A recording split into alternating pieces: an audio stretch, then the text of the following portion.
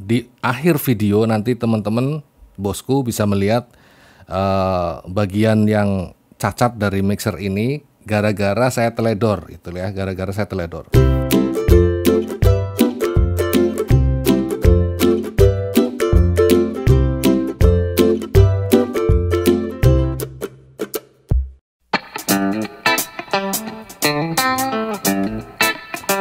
Hai, kita bertemu lagi hari ini dan tentunya saya berbahagia sekali hari ini kita bisa bertemu kembali di channel kesayangan kita tentunya, Alicia Production, channel hiburan dan ilmu.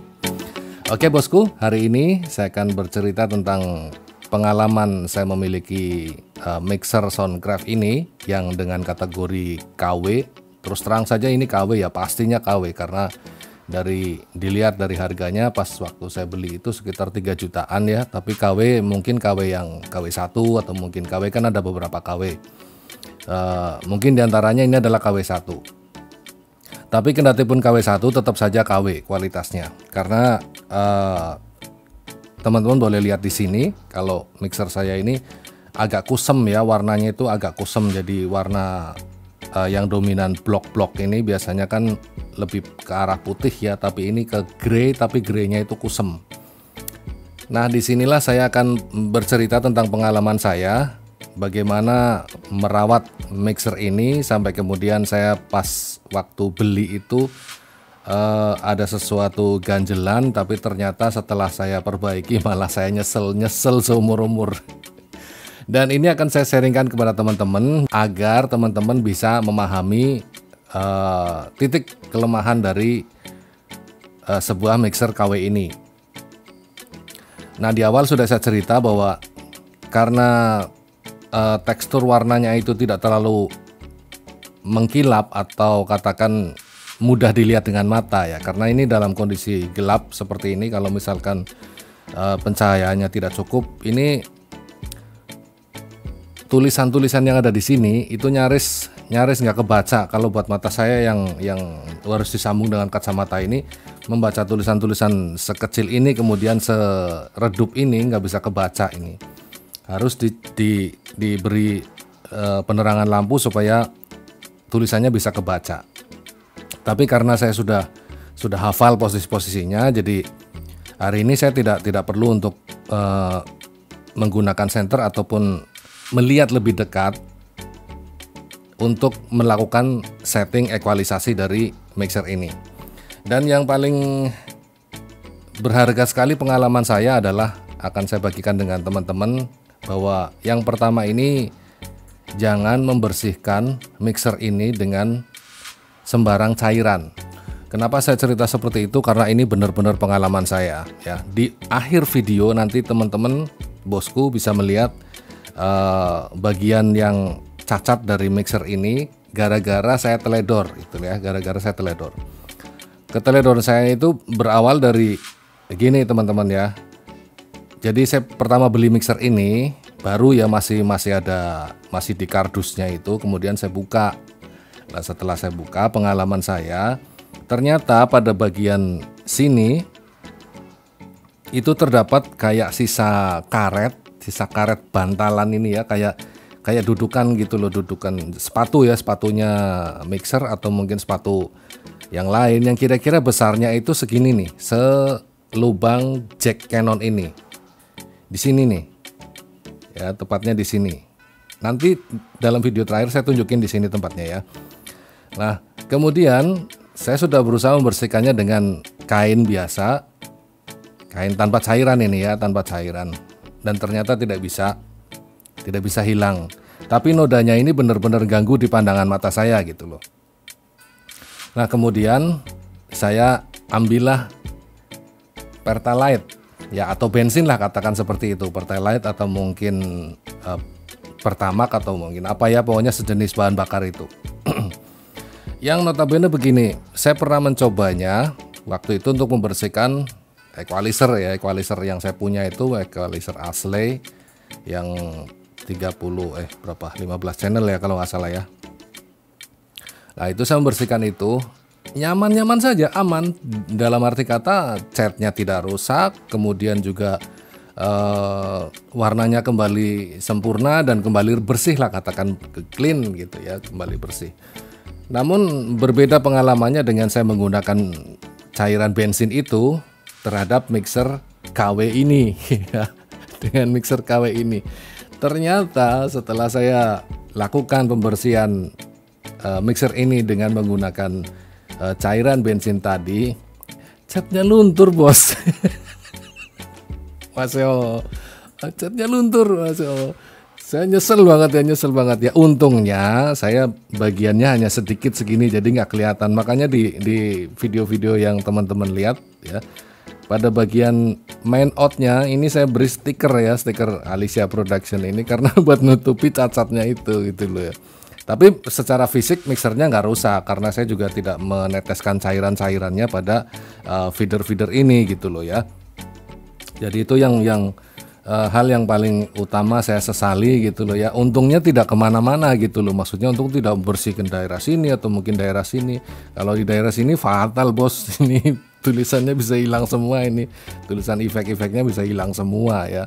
Untung saja ini bagiannya saya coba di sini dulu. Ya memang tempatnya tadi, tempat nodanya itu di sini gitu loh. Tempat nodanya di sekitar feeder main out inilah pokoknya. Di bawahnya feeder main out. Nah, tapi memang dirasa saya risih ya kalau punya alat terus ada cacat kayak gitu, saya risih, akhirnya saya bersihkan. Saya cuma tetesin aja cairan bensinnya itu di kain sedikit, lalu saya gosok-gosokin. Ternyata catnya luntur, Masya Allah.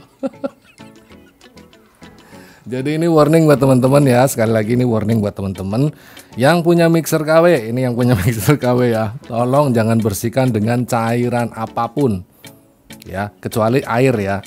Air juga kadang begini, kalau airnya itu bukan air PDAM ya, misal ledeng lah katakan seperti itu, nanti kalau misalkan air sumur biasanya itu ada sisa noda kalau seandainya begitu basah lalu kita tidak lap.